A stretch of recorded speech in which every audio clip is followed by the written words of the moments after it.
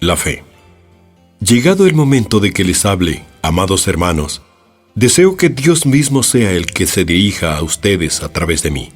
El tema que he escogido para esta plática es la fe. Como creyentes en Cristo, todos nosotros somos del árbol genealógico de la fe. Hay dos líneas de descendencia que afirman tener derecho a la herencia del pacto. Una de ellas, encabezada por Ismael, el hijo de Agar, es la rama de la naturaleza, los esfuerzos humanos y las obras. No nos consideramos parientes de ella. Sabemos que la más elevada posición que pueda alcanzar el hijo de la carne solo terminará con el mandamiento: echa a esta sierva y a su hijo, que el hijo de esta sierva no ha de heredar con mi hijo, con Isaac. Nosotros, hermanos, somos hijos de la promesa, nacidos no según la carne, no según la energía de la naturaleza, sino por el poder de Dios. Nosotros no descubrimos nuestro nuevo nacimiento en la sangre, ni en la voluntad de la carne, ni en la voluntad del hombre, sino en Dios solamente. No debemos nuestra conversión al razonamiento del lógico ni a la elocuencia del orador, ni tampoco a nuestras cualidades naturales o a nuestros esfuerzos personales. Somos como Isaac, hijos del poder de Dios conforme a la promesa. Ahora bien, a nosotros pertenece el pacto, pues ha sido decidido, y el apóstol ha declarado esta decisión en el nombre de Dios, que a Abraham fueron hechas las promesas y a su simiente. No dice y a las simientes como si hablase de muchos, sino como de uno, y a tu simiente, la cual es Cristo.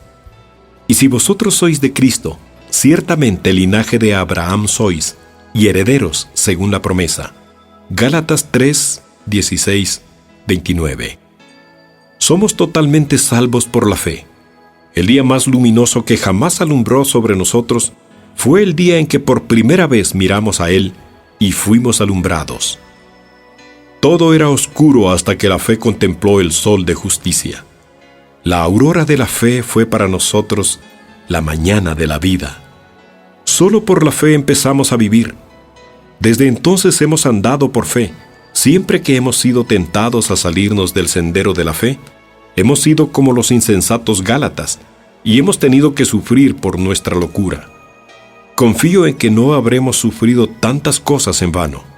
Gálatas 3:4. Empezamos en el Espíritu, y si hemos tratado de perfeccionarnos en la carne, pronto hemos descubierto que estábamos navegando por una ruta errada y aproximándonos a los escollos. El justo vivirá por la fe. Es una verdad que ha resultado ser eficaz en nuestra experiencia, pues una y otra vez hemos visto que en cualquier otro camino, la muerte nos mira de frente, y por lo tanto, nosotros por el Espíritu esperamos la esperanza de la justicia por la fe. Gálatas 5:5. Ahora pues, hermanos, ya que nuestro árbol genealógico es el de la fe, y nuestro derecho a los privilegios del pacto es el de la fe, y nuestra vida en su principio y su continuación es todo de la fe, puedo atreverme a decir que nuestro ministerio es también el de la fe. Somos heraldos a los hijos de los hombres, no de la ley del Sinaí, sino del amor del Calvario. Venimos a ellos no con el mandamiento, haz esto y vivirás, sino con el mensaje, cree en el Señor Jesucristo y serás salvo. Nuestro es el ministerio de la fe llena de gracia, y no es según hombre, ni conforme a la ley de un mandamiento carnal. No predicamos los méritos del hombre, sino a Cristo crucificado. El objeto de nuestra predicación, así como su doctrina, es la fe, pues no pensamos haber hecho nada por los pecadores hasta que por el poder del Espíritu Santo los traemos a la fe. Y solo tenemos por útil nuestra predicación a los santos cuando los vemos crecer en la fe. Así como la fe es en nuestra mano el poder con el cual sembramos, y a medida que la semilla que sembramos es recibida por nosotros por fe y empapada en la fe, así también la cosecha que buscamos es ver la fe brotando en los surcos de los corazones humanos para alabanza y gloria de Dios. Por lo tanto, entretejida con nuestra vida espiritual entera y con todo nuestro trabajo ministerial, está la doctrina y la gracia de la fe, y por lo tanto debemos ser muy claros en este aspecto, lo cual es negocio pequeño, y debemos ser muy sanos en este aspecto, lo cual es negocio grande. Es sobre este tópico que les voy a hablar, orando fervientemente para que cada uno de nosotros sea como Abraham, fortalecido en la fe, dando gloria a Dios, y como Esteban, lleno de fe y del Espíritu Santo. Nuestra obra exige especialmente fe. Si fracasamos en la fe, sería mejor no haberla empezado. Y a menos que obtengamos fe en proporción al servicio, pronto nos cansaremos de él. La observación ha demostrado siempre que la eficacia en el servicio del Señor generalmente está muy proporcionada a la fe.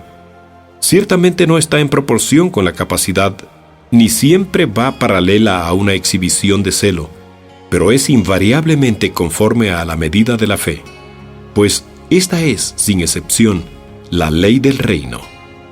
Conforme a vuestra fe os sea hecho. Es pues esencial que tengamos fe si hemos de ser útiles, y que tengamos gran fe si hemos de ser grandemente útiles. Por muchas otras razones además de la utilidad, a saber, incluso para poder resistir a los enemigos de la verdad y para poder resistir las tentaciones que rodean nuestra labor, es imperativo que tengamos abundante confianza en el Dios vivo. Nosotros más que todos los hombres necesitamos la fe que mueve montañas, por la cual, en tiempos antiguos, los hombres de Dios ganaron reinos, obraron justicia, alcanzaron promesa, taparon las bocas de leones, apagaron fuegos impetuosos, evitaron filo de cuchillo, convalecieron de enfermedades, fueron hechos fuertes en batalla, trastornaron campos de extraños. Uno de los hermanos observaba en la reunión de anoche que yo les he inducido al hábito de decir, en primer lugar, en segundo lugar y en tercer lugar, tengo que reconocer mi culpabilidad en esta acusación, pero al mismo tiempo debo continuar siguiendo el mismo método, pues no lo considero un defecto, sino una práctica útil para el orador en la ordenación y utilización de sus pensamientos, y eficaz para que el oyente recuerde el sermón. Podemos arriesgarnos a ser metódicos cuando el serlo es útil.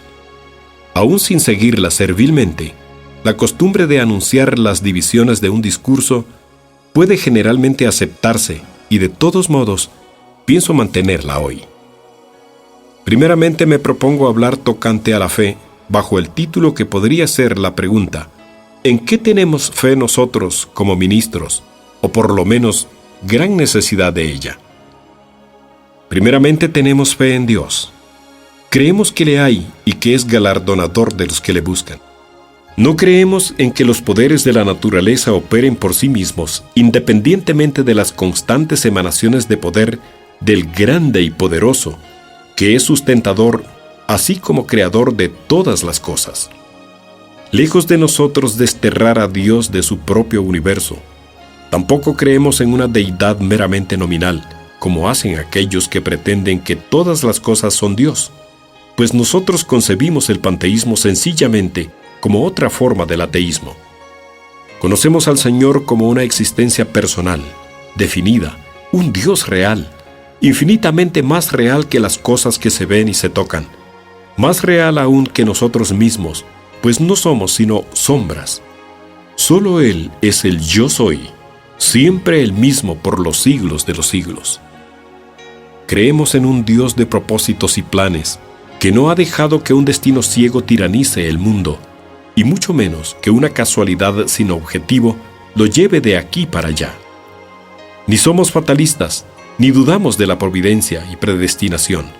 Somos creyentes en un Dios que hace todas las cosas según el consejo de su voluntad. No concebimos que el Señor se haya ido del mundo abandonándolo, y con él a los habitantes del mismo. Creemos que Él preside continuamente todos los asuntos de la vida. Por la fe percibimos la mano del Señor concediendo a cada brizna de hierba su correspondiente gota de rocío, y a cada cría de cuervo su necesario alimento. Vemos el poder de Dios presente en el vuelo de todos los gorriones, y oímos su bondad en el canto de cada alondra. Creemos que de Jehová es la tierra y su plenitud. Vamos por ella, no como por los dominios de Satanás donde no llega la luz, ni por un caos donde se desconoce la autoridad, ni por un mar hirviente donde las oleadas irresistibles del destino hacen naufragar a los mortales caprichosamente, sino que andamos avanzando con audacia, teniendo a Dios en nosotros y alrededor nuestro, viviendo, moviéndonos y teniendo nuestro ser en Él. Y así, por la fe, habitamos en un templo de la providencia y la gracia en donde todo habla de su gloria. Creemos en un Dios presente donde quiera que estemos, en un Dios que obra y actúa cumpliendo sus propósitos de modo constante y seguro en todos los asuntos, lugares y momentos, realizando sus designios tanto en lo que parece malo como en lo que es manifiestamente bueno. En todas las cosas avanzando en su carro eterno hacia la meta escogida por la sabiduría infinita, sin aminorar jamás el paso ni tirar de las riendas, sino progresando siempre sin pausa conforme a la fortaleza sempiterna que hay en Él. Creemos que este Dios es fiel a todo lo que ha hablado, que no puede mentir ni cambiar. El Dios de Abraham es el Dios y Padre de nuestro Señor Jesucristo, y es nuestro Dios hoy. No creemos en las opiniones siempre cambiantes acerca del ser divino que están siendo adoptadas por las diversas filosofías. El Dios de los hebreos, Jehová, el poderoso, el Dios que cumple el pacto, es nuestro Dios. Este Dios es Dios nuestro eternamente y para siempre. Él nos capitaneará hasta la muerte. Si somos necios o no en creer en Dios así, el mundo lo sabrá un día. Y si es más razonable creer en la naturaleza o en poderes que obran por sí mismos, o no creer en nada, que creer en un ser que existe por sí mismo, dejaremos que la eternidad lo decida. Entre tanto, para nosotros la fe en Dios es no solamente una necesidad de la razón, sino el fruto de un instinto infantil que no se detiene a justificarse a sí mismo por medio de argumentos, siendo nacido en nosotros con nuestra naturaleza regenerada misma. Al mismo tiempo, nuestra fe se centra muy ferviente e intensamente en el Cristo de Dios. Nuestra confianza está en Jesús. Creemos todo lo que la historia inspirada dice de Cristo, no haciendo de Él ni de su vida un mito, sino aceptando como hecho que Dios habitó ciertamente entre los hombres en carne humana, y que en la cruz del Calvario fue realmente ofrecida por el Dios encarnado una expiación. Sin embargo, para nosotros el Señor Jesucristo no es tan solo un Salvador del pasado. Creemos que ascendió a lo alto y llevó cautiva la cautividad, y que vive siempre para interceder por los que por Él se allegan a Dios. En la Catedral de Turín vi una vez algo muy notable: el supuesto sudario del Señor Jesucristo, que es devotamente adorado por multitudes de católicos. Al contemplar estas reliquias, no pude evitar la reflexión de que los emblemas de la muerte de Cristo era todo lo que de Él poseía la Iglesia de Roma. En vano muestran la verdadera cruz, pues le crucifican de nuevo. En vano oran en su sepulcro, pues no está allí, ni en la iglesia de ellos. Y en vano aseguran se trata de su sudario, pues conocen solamente un Cristo muerto. Pero, amados hermanos, nuestro Cristo no está muerto, ni se ha dormido, anda aún entre los candeleros de oro y tiene las estrellas en su mano derecha. Nuestra fe en Jesús es muy real. Creemos en aquellas amadas heridas suyas más que en cualquier otra realidad. Para nosotros no hay un hecho tan seguro como que fue muerto y nos ha redimido para Dios con su sangre. Creemos en el resplandor de su gloria, pues nada nos parece tan necesariamente cierto como el que fue obediente hasta la muerte, en justa recompensa sea coronado de gloria y honra.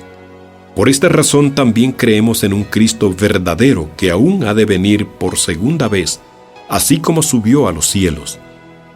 Y aunque no preguntemos minuciosamente por los tiempos y las sazones, sin embargo, estamos esperando y apresurándonos para la venida del día de Dios, en cuyo tiempo esperamos la manifestación de los hijos de Dios y la resurrección de sus cuerpos de la tumba. Cristo Jesús no es ninguna ficción para nosotros.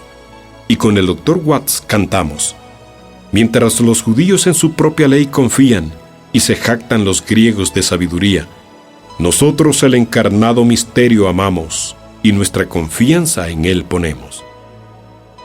Tenemos igual confianza, hermanos amados, en el Espíritu Santo. Creemos con fe no fingida en su deidad y personalidad.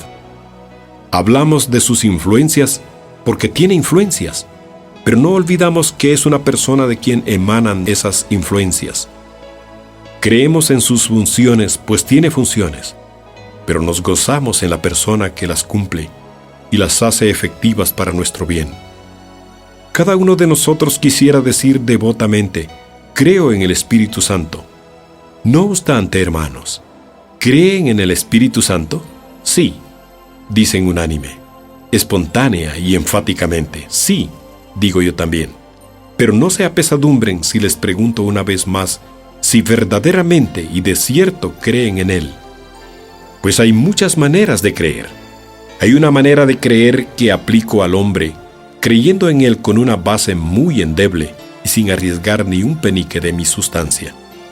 Pero hay otra forma de creer en un hombre, en que me doy cuenta de que sería capaz de confiarle mi propia vida, con la seguridad de que me sería fiel y de que me resultaría un ayudador eficaz y bien dispuesto. ¿Tenemos esta clase de confianza en el Espíritu Santo? ¿Creemos que en este instante puede revestirnos de poder como hizo con los apóstoles en Pentecostés? ¿Creemos que bajo nuestra predicación 1000 almas podrían nacer de nuevo en un día por medio de su poder? Si todos creemos así, podemos considerarnos felices al formar parte de semejante asamblea, pues la mayoría de los cristianos, si después de un sermón, aunque solo 12 personas exclamaran: ¿qué debemos hacer para ser salvos?, dirían exactamente como los incrédulos judíos: estos hombres están llenos de mosto. Condenarían todo el negocio, atribuyéndolo a una excitación peligrosa. Nunca imaginarían que sea cosa del Señor. Por esta razón, llego apenado a la conclusión de que en la Iglesia no existe la fe en el Espíritu Santo que debiera haber. Y, sin embargo, tan ciertamente como oímos la voz que dice: el poder pertenece a Dios, tan ciertamente como oímos la voz divina del Hijo diciendo: creéis en Dios, creed también en mí. Igualmente cierto es que la tercera persona de la bendita Trinidad tiene derecho a nuestra cariñosa confianza, y ay de nosotros si le entristecemos con nuestra incredulidad. Cuando tengamos plena fe en el Dios Trino, entonces seremos confortados en el Señor y en la potencia de su fortaleza. Además de esto, queridos hermanos, ustedes y yo creemos en las doctrinas del Evangelio. Hemos recibido la certeza de la verdad revelada. Estas son cosas muy creídas entre nosotros. No son inclinadas ante teorías de los hombres acerca de la verdad, ni admitimos que la teología consista en puntos de vista y opiniones. Declaramos que hay ciertas verdades esenciales, permanentes, eternas, de las cuales es ruinoso desviarse. Estoy profundamente apenado al oír a tantos ministros hablar como si la verdad de Dios fuese una cantidad variable, un asunto de formación cotidiana, una especie de nariz de cera a la que hay que dar nueva forma constantemente, o algo así como una nube llevada por el viento. No es así como yo creo. He recibido el encargo de ser un mero eco de los puritanos, pero antes prefiero ser el eco de la verdad que la voz de la falsedad.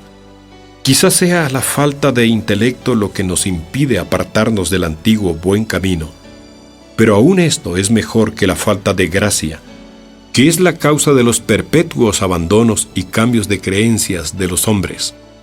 Pueden tener la seguridad de que no hay nada nuevo en teología, excepto lo que es falso, y que los hechos de la teología son hoy en día lo que eran hace 18 siglos.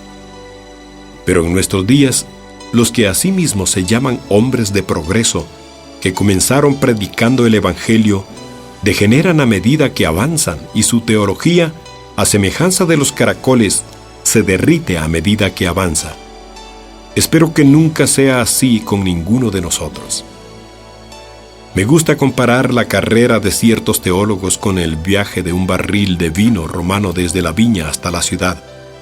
Empieza saliendo del lagar como zumo de uva puro, pero en la primera parada, Los conductores del carro tienen que calmar su sed necesariamente, y cuando llegan a una fuente, ponen agua para reemplazar el vino que se han bebido. En el siguiente pueblo, varios amantes del vino mendigan o compran un poco, y el discreto carretero le echa otro poco de agua. Esta operación se repite una y otra vez, hasta que al entrar en Roma, el líquido es notablemente diferente del que salió de la viña. Hay una manera de administrar el Evangelio muy similar. Se descarta un poco de la verdad, luego otro poco, y los hombres llenan el vacío con opiniones, inferencias, especulaciones y sueños, hasta que su vino está mezclado con el agua, sin ventaja alguna para el agua. Muchos predicadores, y lo digo con pena, han construido una torre de especulaciones teológicas sobre la cual se sientan, como Nerón, tocando la lira al son de su propia filosofía, mientras el mundo está ardiendo en pecado y desdicha. Están jugando con los juguetes de la especulación mientras se pierden las almas de los hombres. Gran parte de la sabiduría humana es una mera fachada para cubrir la ausencia de piedad vital. En Italia viajé en unos vagones de primera clase que estaban tapizados con preciosos bordados, y pensé en el primer momento que esto era un privilegio para los viajeros, ya que sin duda delicados dedos habrían producido tan suntuoso adorno. Pero pronto descubrí que aquellos primorosos bordados servían simplemente para cubrir la grasa y la suciedad del paño que había debajo. Una gran parte del precioso sentimentalismo y la religiosidad que se predican ahora es un mero bordado que cubre detestables herejías hace tiempo rechazadas, que no osaban comparecer de nuevo sin un disfraz para su deformidad. Con palabras de humana sabiduría y especulaciones de invención propia, los hombres disfrazan la falsedad y engañan a muchos. Demos nosotros al pueblo lo que Dios nos da. Sea cada uno de ustedes como Miqueas, quien declaró: «Vive Jehová, que lo que Jehová me hablare, eso diré». Si es necedad atenernos a lo que hallamos en la Escritura, y si es locura creer en la inspiración verbal, nos proponemos seguir siendo necios hasta el fin, y esperamos encontrarnos entre lo necio del mundo que Dios ha escogido para confundir a los sabios, para que ninguna carne se gloríe en su presencia. Hermanos, nuestra fe, descansando sobre las doctrinas del Evangelio y sobre el Dios del Evangelio, abarca también el poder de la oración. Creemos en el poder de las súplicas. Me temo que esta creencia está pasando de moda en el llamado mundo cristiano. La teoría de algunos es que la oración nos es útil, pero que no puede afectar a Dios. Y mucho es lo que se dice acerca de la imposibilidad de que los propósitos divinos sean cambiados, y de la absoluta improbabilidad de que un ser finito afecte a Dios por medio de sus clamores. También sostenemos que los propósitos de Dios son invariables. Pero ¿qué diremos si la oración es parte de su propósito? ¿Y qué si Él ordena que su pueblo ore cuando se propone bendecirlo? La oración es una de las ruedas necesarias en la maquinaria de la providencia. El ofrecimiento de oraciones es tan eficaz en los negocios del mundo y en la producción de acontecimientos como el levantamiento de las dinastías o la caída de las naciones. Creemos que Dios muy en verdad escucha las voces de los hombres. Por mi parte, si alguien me dijera ahora: Dios no oye la oración, tal noción es supersticiosa, yo le replicaría: de ninguna manera, pero no voy a argumentar con usted. Se trata de una cuestión enteramente personal que toca a mi propio carácter. ¿Soy un hombre honrado o no lo soy? Si soy persona fidedigna, vale la pena recibir mi testimonio, y declaro solemnemente que el Señor ha oído y contestado mis oraciones docenas y centenares de veces, y que las respuestas han venido tan a menudo y tan singularmente que no podían haber sido meras coincidencias. No es conveniente argumentar más allá de este punto.